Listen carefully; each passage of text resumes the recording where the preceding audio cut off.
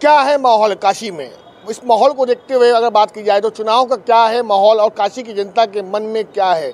चुनाव आयोग की टीम ने तो अब लिस्ट जारी कर दी है कि चुनाव आयोग की टीम ने कि अब चुनाव लोकसभा चुनाव की जो डेट कंफर्म नहीं हो रही थी अब कंफर्म हो चुकी है। मगर इस समय हम वाराणसी के हरिश्चंद्र कॉलेज के पास हैं, जहां पर हमारे साथ पूर्व अध्यक्ष और कई ऐसे दिग्गज नेता हैं जो हरिश्चंद्र से पढ़कर यहाँ पर अध्यक्ष पद पे भी रह चुके हैं। उनसे और कुछ भाई और भी हैं, उनसे जानेंगे काशी का क्या है माहौल। सबसे पहले पब्लिक लाइफ में आपका स्वागत है सर। सबसे पहले आपका नाम से शुरू करेंगे हम। मैं अमित यादव, पूर्व अध्यक्ष हरिश्चंद्र पीजी कॉलेज। अमित जी, क्या माहौल है काशी का? क्या माहौल कैसा लग रहा है आपको? अभी इस समय तो केवल होली का माहौल है और होली का माहौल चलेगा। अब फिर उसके बाद चुनाव का भी माहौल है।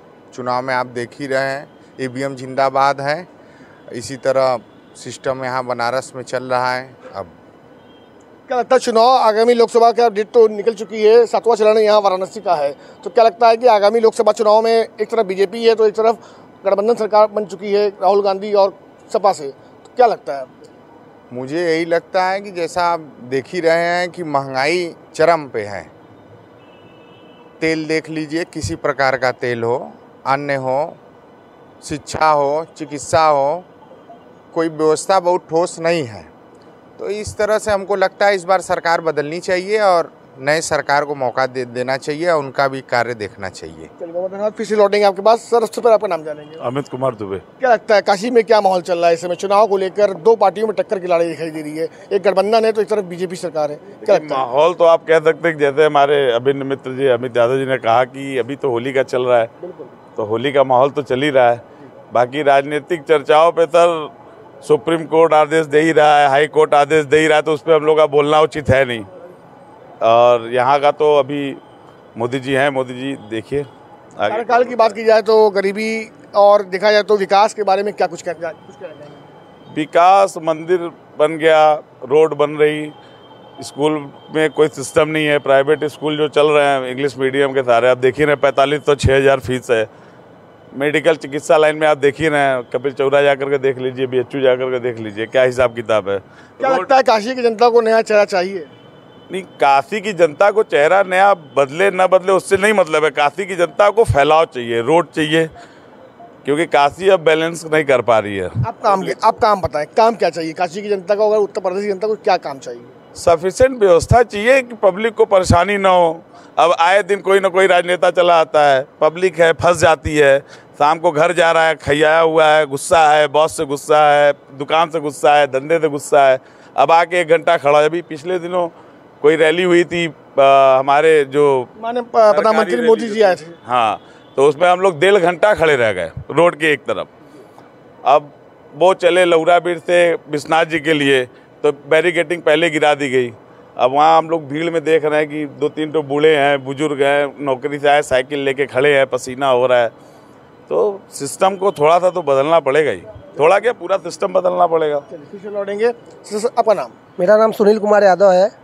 क्या लगता है किस तरीके का माहौल है और क्या बीजेपी फिर से आएगी, सरकार बना पाएगी?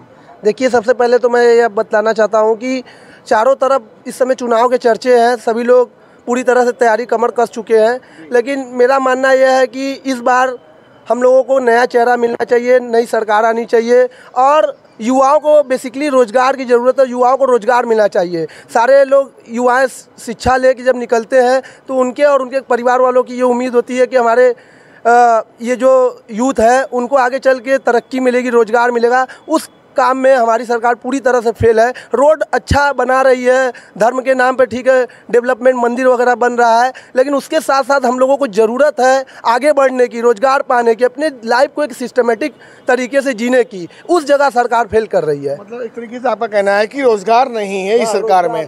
सर आपका नाम?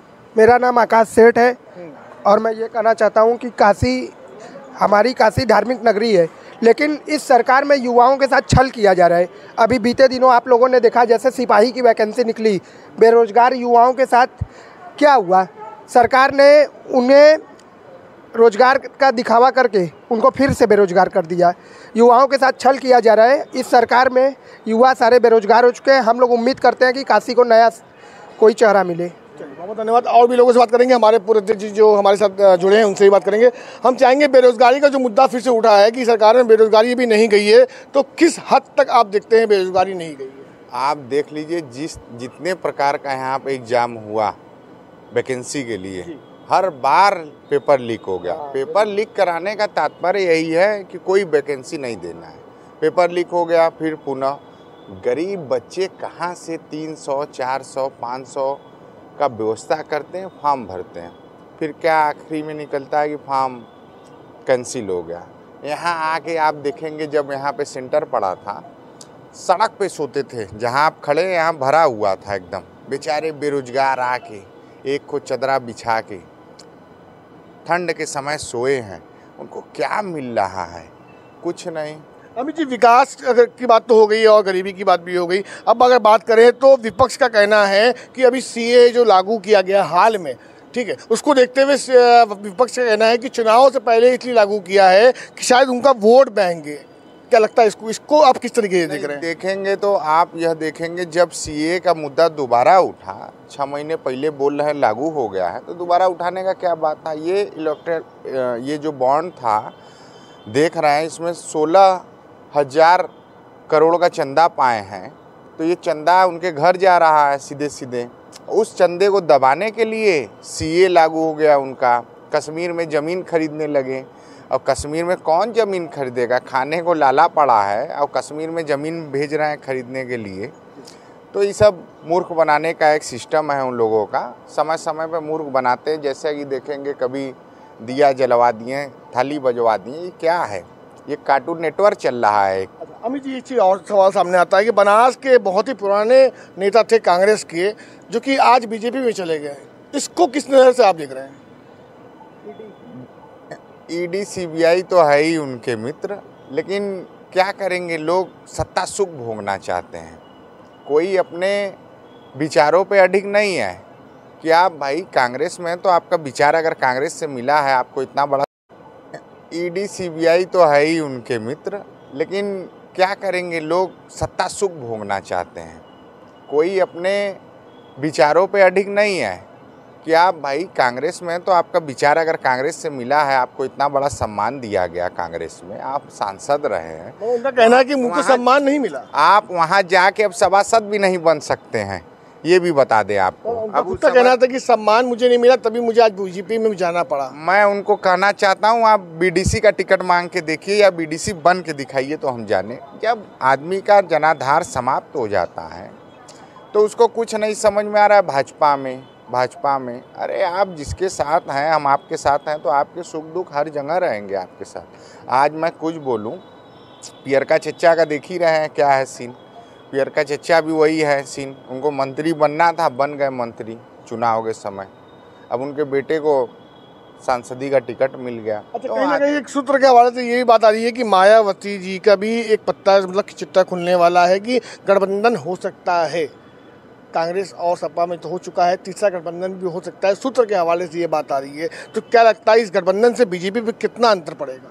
खूब अंतर पड़ेगा। अब लेकिन बीजेपी का सीन ये है कि अब आपके हाथ में सब है, न्यायपालिका, कार्यपालिका, व्यवस्थापिका, तो आप मजबूत तो पड़ ही जाएंगे ना। कौन आपके ऊपर चल पाएगा? जी, यहाँ पे एक सवाल और भी उठाया था कि ईवीएम का मतलब क्या कहना चाह रहे हैं? ईवीएम आप देख लीजिए, ईवीएम का सिस्टम क्या है।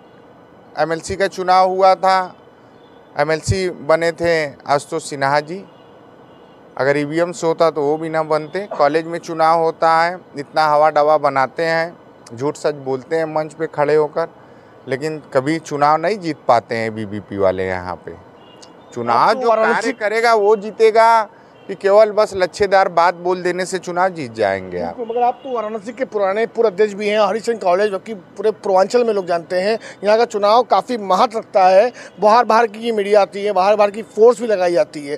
तो क्या लगता है कि जो राजनीति चल रही है किस तरीके से चल रही है? क्या जनता के हित में है या जनता के हित के बाहर चल रही है? देखिए, छात्र संघ वो अखाड़ा है जहाँ शुरुआत में ही ट्रेनिंग दे दी जाती है, तो यहाँ पे हर बार वो पटके जा रहे हैं। छात्र संघ बंद कर दिया गया उत्तर प्रदेश में, बताइए छात्र हितों का बात कौन करेगा? कॉलेज में फीस बढ़ा दिया गया, सीटें घटा दी गई, कोई विरोध करने वाला नहीं है। किताबें नहीं है लाइब्रेरी में, लाइब्रेरी का स्थिति दयनीय, तो इस तरह का समस्या तो है ही। अब सरकार इस सब सिस्टम में तो फेल है। हमारा यह मानना है कि शिक्षा और चिकित्सा मुफ्त होना चाहिए देश में, और शिक्षा चिकित्सा में समानता होना चाहिए। ऐसा नहीं है कि हमारे पास पैसा है तो हम जाके मेदांता में इलाज करा ले, और कोई गरीब हो वो जाके कबिचौरा में ड्रिप का महंगा पड़ जाए उसको।